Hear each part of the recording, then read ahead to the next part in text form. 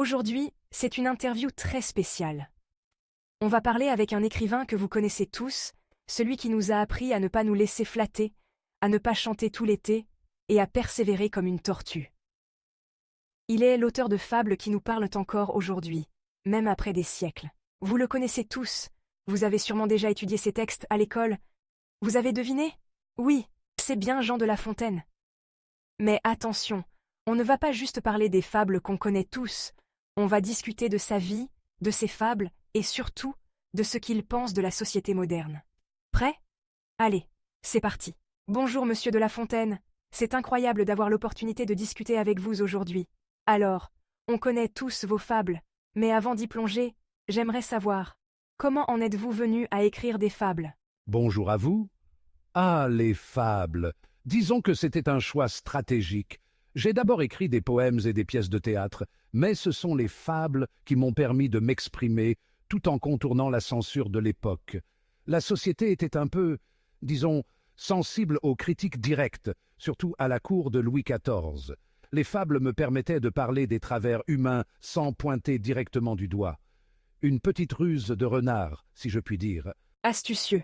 Et combien de fables avez-vous écrit en tout? Ah, en tout, j'en ai écrit 243. Oui, 243 histoires d'animaux qui, au fond, parlent beaucoup plus des humains. Les animaux, eux, ne peuvent pas se plaindre, après tout. 243? Waouh! Et justement, qu'est-ce que vous cherchiez à dénoncer dans vos fables? Les gens de votre époque devaient quand même se sentir visés. Disons que je n'avais pas envie de m'attirer trop d'ennuis, mais pour vous donner un aperçu, mes fables parlaient de la vanité, de la flatterie, de l'hypocrisie, des qualités qu'on trouvait autant chez les courtisans que chez les gens du quotidien. Ce n'était pas si différent de nos jours, où les mêmes défauts existent, mais je garde les détails pour de prochaines vidéos. Vous ne voudriez pas que je vous dévoile tout d'un coup, n'est-ce pas? Non, c'est vrai. On garde un peu de mystère pour les prochaines. Parlons de l'époque où vous avez écrit. Vous étiez sous le règne de Louis XIV. C'était comment pour un écrivain? Ah, mon époque, sous Louis XIV, il y avait beaucoup de faste, de splendeur, mais aussi beaucoup de règles et de censure. Si vous étiez un écrivain ou un artiste, il fallait faire attention à ce que vous disiez. Et comment vous est venue cette idée d'utiliser des animaux pour critiquer la société de votre époque? Ah, les animaux, ils ont ce talent de parler sans jamais offenser directement.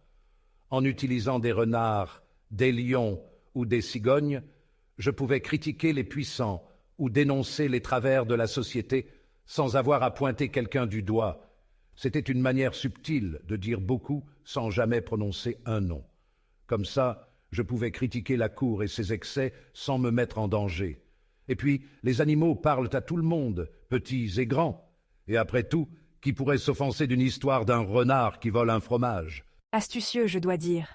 Mais justement, avec toutes ces fables, est-ce que certaines vous ont causé des ennuis? Parce que même si vous parliez d'animaux, le message pouvait être assez clair. Ah, vous êtes perspicace. Oui, bien sûr, certaines fables ont fait grincer des dents. Par exemple, les animaux malades de la peste. Je crois que certains ont vite reconnu les injustices de la société que je voulais dénoncer. Le roi lion qui sacrifie l'innocente âne pour calmer la foule, ça ressemblait un peu trop à ce qui se passait à la cour, non? Mais vous savez, à cette époque, il fallait avoir de l'audace tout en restant discret. Heureusement, mes amis influents me protégeaient souvent. Ça a dû être intéressant. Et vous avez quelques anecdotes croustillantes à partager sur ces moments où vos fables ont fait réagir. Oh, il y en a une. Un jour, après la publication de La Cour du Lion, où je montrais comment la flatterie et la servilité étaient des armes redoutables à la cour, un courtisan est venu me voir et m'a dit « Monsieur de La Fontaine, je me suis reconnu dans votre fable. » Alors je lui ai répondu « Vraiment? Ce n'était pourtant pas mon intention. » Il n'a pas trop su comment répondre. Vous voyez, l'humour sauve parfois la mise. Ah, l'art de la subtilité. Et si vous deviez écrire de nouvelles fables aujourd'hui, que diriez-vous de notre société? Ah, la société d'aujourd'hui. Elle est fascinante et complexe, mais elle a les mêmes travers que celle de mon époque. Juste modernisée. Si je devais m'attaquer au sujet d'aujourd'hui, je crois que mes fables parleraient beaucoup des réseaux sociaux. Par exemple, j'imagine une fable sur une grue obsédée par les likes et les partages, qui poste des photos tous les jours, sans jamais se soucier de la vraie vie autour d'elle. ou bien une fable sur une hyène qui répand des rumeurs et des fake news, provoquant la panique dans toute la forêt. Ce serait un peu différent, mais au fond, la flatterie, l'ambition et l'hypocrisie n'ont pas changé. Je vois déjà les titres de vos nouvelles fables. Et vous auriez des craintes pour l'avenir, si vous étiez avec nous aujourd'hui? Je pense que ce qui m'inquiéterait le plus, c'est la perte de l'authenticité. À mon époque, il fallait porter un masque à la cour, mais aujourd'hui, avec les réseaux sociaux, tout le monde en porte un, même en dehors de la cour. Les réseaux sociaux créent cette illusion de perfection, de réussite, et beaucoup se laissent piéger par cette image. Les gens montrent une version d'eux-mêmes qui n'est pas réelle. Ils sont comme la grenouille qui veut se faire aussi grosse que le bœuf, jusqu'à éclater. Je me méfierais des flatteries modernes, celles qui te font croire que tu es incroyable, juste pour obtenir quelque chose de toi. Comme on le dit toujours, tout flatteur vit aux dépens de celui qui l'écoute. Cela n'a pas changé, et si je devais écrire une fable là-dessus, ce serait pour dire « Soyez vous-même, ne cherchez pas à être ce que vous n'êtes pas ». Vous êtes vraiment toujours d'actualité. Et qu'est-ce qui vous a inspiré à écrire vos fables? Mes inspirations venaient de partout. D'abord, il y avait les fabulistes de l'Antiquité comme Ésope et Phèdre, dont j'ai souvent repris les histoires en les adaptant à mon époque. Mais j'observais aussi la vie autour de moi, les interactions humaines, les intrigues de la cour. Chaque personnage que je rencontrais pouvait se transformer en animal dans une fable. Et puis, bien sûr, mes amitiés avec des gens comme Molière et Racine m'ont énormément influencé. Ensemble, nous discutions souvent des travers humains, et cela nourrissait mon imagination. Des potes comme Molière et Racine. Pas mal. Vous deviez avoir des discussions fascinantes. Oh oui, j'ai eu le plaisir d'être entouré de gens brillants. Nos échanges étaient pleins de rire, d'ironie et de réflexions profondes. Molière, par exemple, m'a beaucoup inspiré. Son humour satirique et sa manière de critiquer la société étaient brillants. Il me disait souvent « La critique passe mieux quand elle fait rire » et j'ai suivi ce conseil dans mes fables. Racine aussi, avec sa plume poétique, m'a poussé à perfectionner mon style. Mes amis étaient ma véritable inspiration.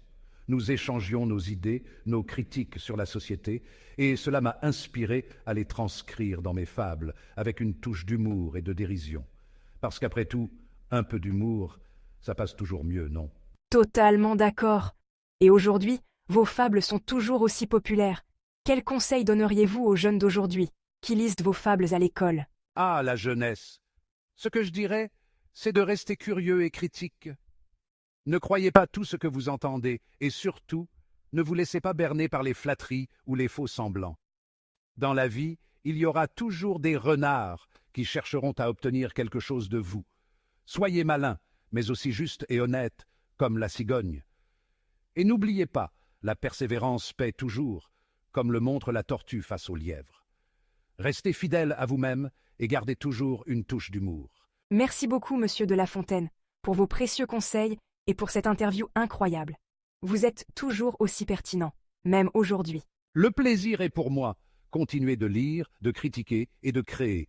Et surtout, amusez-vous avec les histoires. Elles sont là pour vous faire réfléchir tout en vous divertissant. La vie est une grande fable, pleine d'ironie et de surprises. Alors voilà, les amis. Même après des siècles, Jean de La Fontaine a toujours des leçons à nous donner. Je suis sûre que tout le monde a beaucoup appris aujourd'hui et que vous avez inspiré tous ceux qui nous regardent. Si cette vidéo vous a plu, n'oubliez pas de liker, de vous abonner et de partager. À très bientôt pour une nouvelle vidéo.